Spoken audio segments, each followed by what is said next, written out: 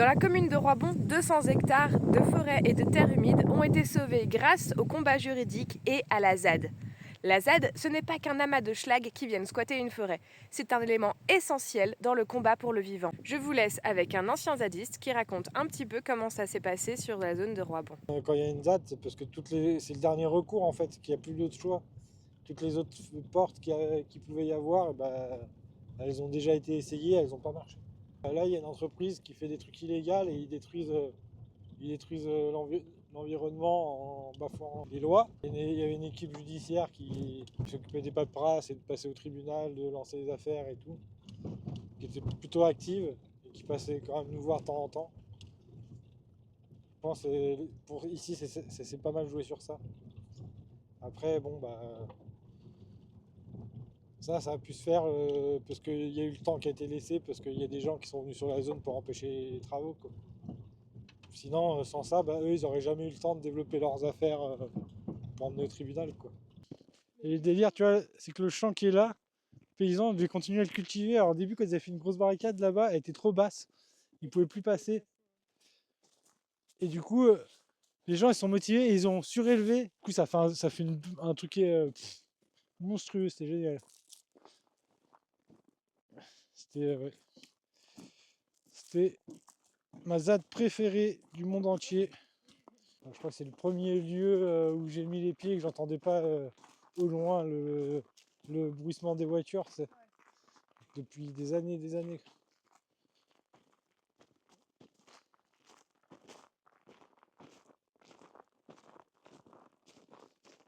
Et ça fait du bien. C'était caméléon. C'était super cool. Cabane pour une ou deux personnes, quoi. C'est où j'ai passé mon premier hiver. Et c'était grave cool. Il y a un petit poêle et tout. Juste là, paf. Avec un lit superposé. Putain,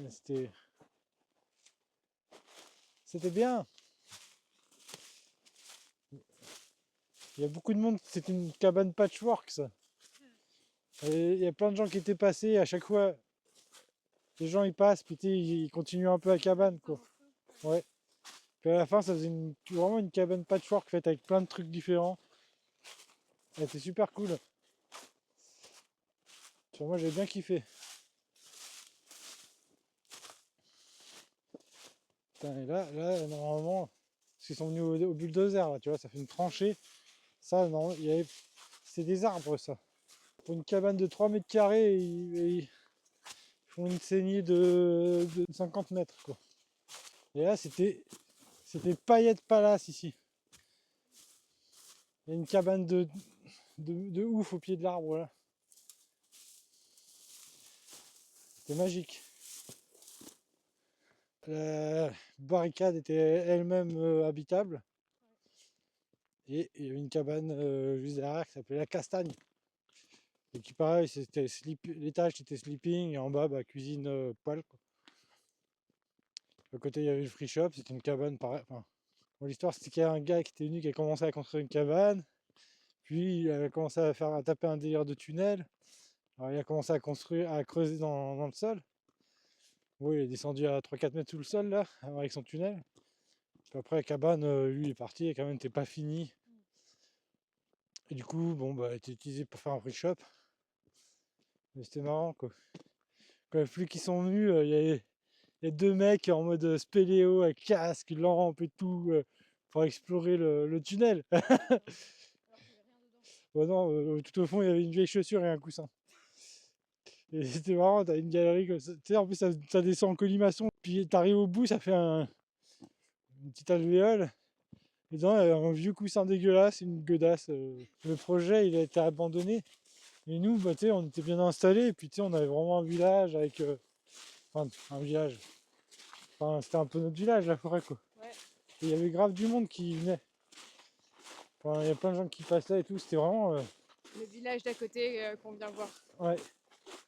Et du coup, tu sais, quand ça a été annulé le projet, nous, on s'est dit, vas-y, on reste.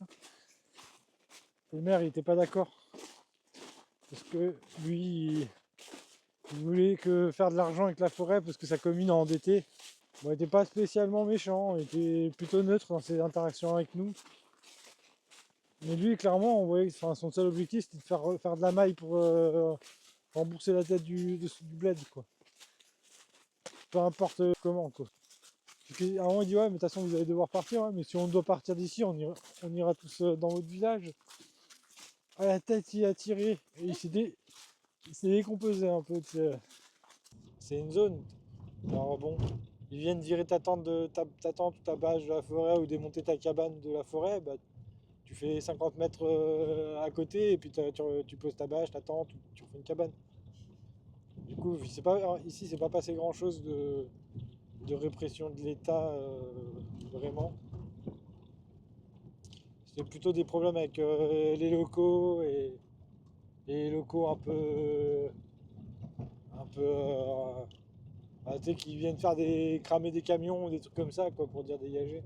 Ouais. Parce qu'il y avait ceux qui étaient pour le Center Park, parce qu'ils pensaient que ça allait leur donner du boulot. Ils nous l'ont dit, hein. Enfin, il y a des flics qui étaient venus à la fin, là, on était devant, là, en train de se faire tège. Et puis, il y a deux jeunes, là, qui disent, ah, on est désolé, nous, on s'attendait à voir autre chose, quoi. On va voir des gens super énervés. On est super énervés, on est super dégoûtés, wesh, vous venez de péter nos maisons. Bah, tu sais, tous les civils qui se rebiflent contre l'État, ils vendent ça comme des dangereux, des gens super dangereux, des combattants. Alors, t'as des mecs qui sont entraînés, enfin, les flics, c'est une armée, quoi, ils sont entraînés à se battre. Les mecs, ils sont déçus de pas se battre contre des civils, quoi, ils sont chauds, hein. Ils craignent, ça me saoule. Casse les couilles. Et du coup, bah, au bout d'un moment, on part et tout. Sauf qu'il y avait une pote qui dormait dans une cabane, que les flics, bah, ils n'étaient pas allés, quoi. Et genre, elle se réveille, mais bien après, tu vois. Et quand elle voit, elle tombe sur les flics, bah, elle était même pas au courant, parce que quand les flics ils tombent dessus, ils te chopent, quoi, ils laissent pas partir. Et bah ouais, elle se réveille là-dedans, tu sais. On merde et tout. Elle a dit, ah, faut que je retourne à la cabane, récupérer mon chien et les affaires. Le flic il a dit, non, non, tu te casses et tout, ils n'ont pas laissé retourner. Parce qu'ils avaient un ordre, c'était qu'il ne devait plus y avoir personne à telle heure. Il y a encore quelqu'un, et voilà, c'est tout, ils s'en battaient les couilles du reste, quoi. Et du coup, la nuit, on a tapé une mission d'infiltration pour récupérer. Parce qu'elle avait tout, elle avait ses papiers, elle était grecque. Puis elle avait son passeport dans la cabane. Elle avait son violon, son accordéon, son chien. Surtout son chien, quoi. Du coup, avec des potes, on a fait infiltration de nuit et tout. On est allé récupérer tout le bordel. Au petit matin, on est ressorti, on leur a tout ramené. Instruments de musique, paperasse et tout. Ça, c'est la solidarité comme on les aime. Ça, c'est des petites missions stimulantes aussi. J'ai surveillé la route de ouf, alors on a fait un gros détour. Puis à un moment, on arrive vers Barricade Sud. À un moment, on n'a pas pris le même chemin, on s'est retrouvé. Enfin bref. J'arrive puis il y avait 3 flics qui passaient sur le chemin en mode. Qui étaient en train de chouiner parce que leur chef il était pas gentil avec eux, quoi. Enfin bref, c'était rigolo. Ouais, c'était une mission, enfin ça nous a pris 8 heures, quoi. Pendant 8 heures, on a fait quasiment que marcher. Parce qu'il fallait couper à travers les bois pour pas passer les pistes, pour pas se faire griller, quoi. C'est comme s'il n'y avait jamais rien eu. Ouais, ils ont tout enlevé.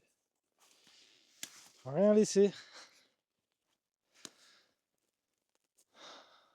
En conclusion, un petit message pour tous celles qui voient une ZAD popper près de chez eux. C'est sûrement quelque chose de très éphémère, alors n'hésitez pas à y aller, discuter, échanger, partager. Rappelez-vous à quel point c'est bon de partager avec d'autres êtres humains et, pourquoi pas, continuer à se réinventer en tant que société. Si vous avez apprécié ce podcast, je vous en mets un autre dans la description qui est à peu près similaire avec la même voix.